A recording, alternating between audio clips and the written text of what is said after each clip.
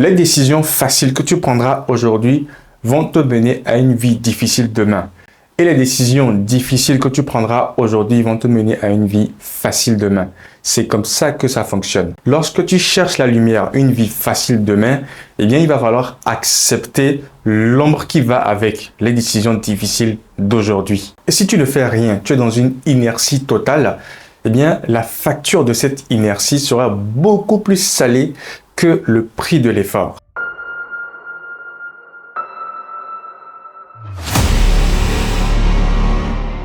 Salut!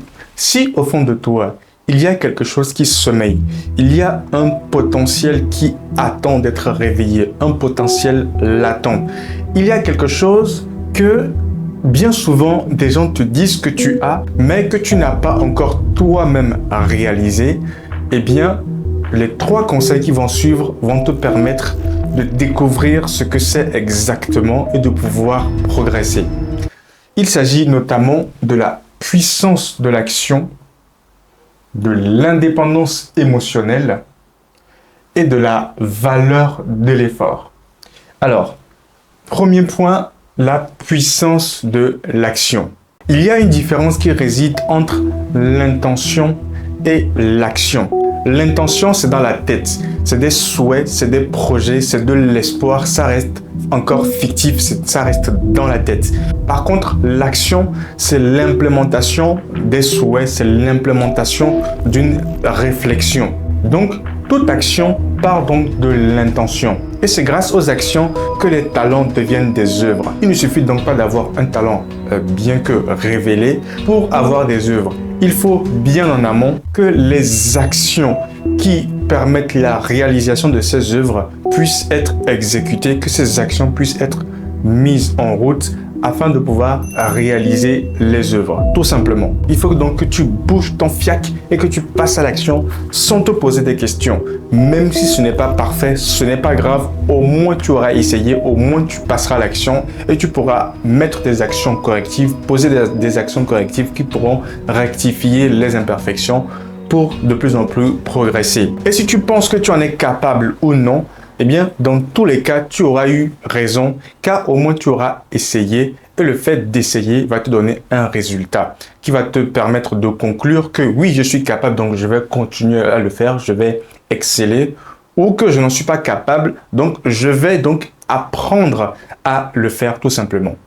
Maintenant, on va passer à la deuxième notion qui est l'indépendance émotionnelle. Avant de poursuivre cette vidéo, je voudrais te partager une information et te proposer quelque chose qui pourrait t'intéresser. Dans la barre de description, il y a un lien qui pourra te permettre de renseigner tes informations afin de rejoindre mon club business. C'est un club dans lequel nous parlons de mindset et nous parlons de business.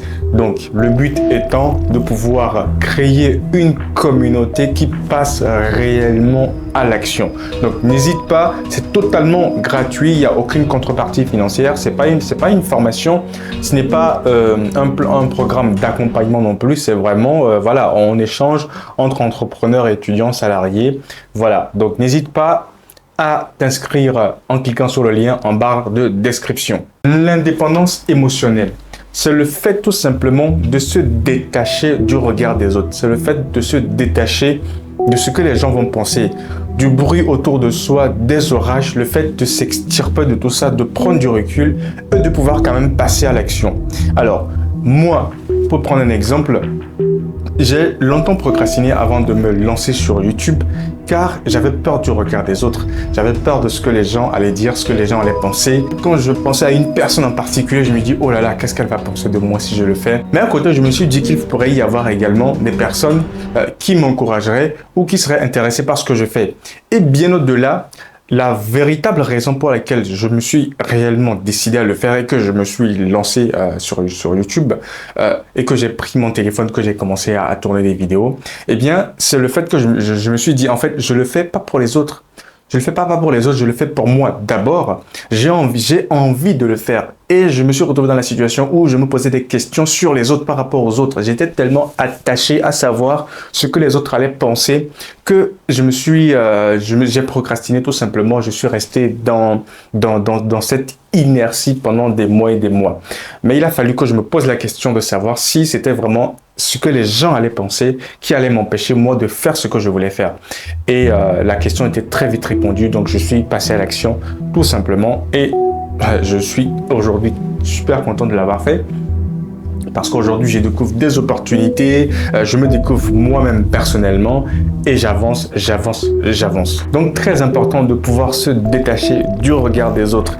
Très important de pouvoir trouver cette indépendance-là émotionnelle, de ne pas dépendre émotionnellement de ce que les gens vont dire, des pensées des autres, du regard des autres et de tout simplement passer à l'action. Après, tu pourras également me dire qu'il y a aussi la peur. Mais sache que la peur est notre plus grand ennemi et il va falloir affronter la peur. En fait, si tu attends de ne jamais avoir peur avant de faire quelque chose, avant de te lancer dans quelque chose, eh bien, tu ne feras jamais rien car la peur existe toujours.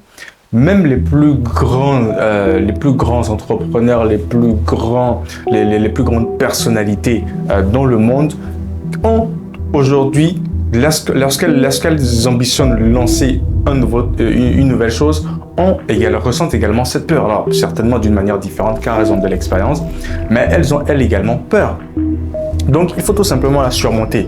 Et comment tu fais pour surmonter la peur? Eh bien, tout simplement, c'est de se dire que si jamais ce que je souhaite réaliser ne se réalise pas, tu n'auras qu'à recommencer. En fait, tu tomberas à la case 0 et tu n'auras qu'à recommencer. Tu n'as donc rien à perdre à essayer. Il faut que tu aies de l'audace. L'audace, c'est le fait de faire les choses malgré la peur. Et maintenant, troisième point, c'est la valeur de l'effort. Il faut que tu sois prêt à courir sur le faux ou à marcher.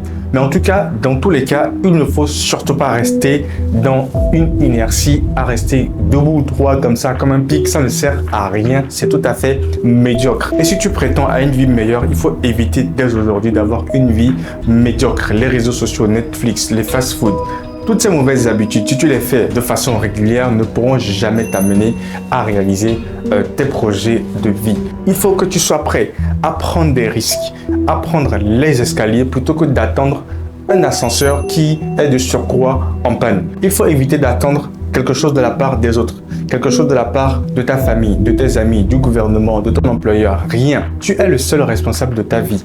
Toutes les décisions que tu as prises avant sont la cause des résultats que tu as aujourd'hui. Toutes les décisions que tu prendras demain seront la cause des résultats que tu auras dans quelques années. Personne n'a intérêt à travailler pour toi, pour t'enrichir, pour faire une meilleure version de toi. Personne n'a intérêt. C'est chacun pour soi. Même toi, tu ne le ferais pas. Toi, tu n'aurais aucun intérêt aujourd'hui à passer du temps à travailler, à gaspiller ton énergie et ton espoir, tes espérances à travailler pour rendre riche quelqu'un ou pour améliorer les conditions de vie de quelqu'un.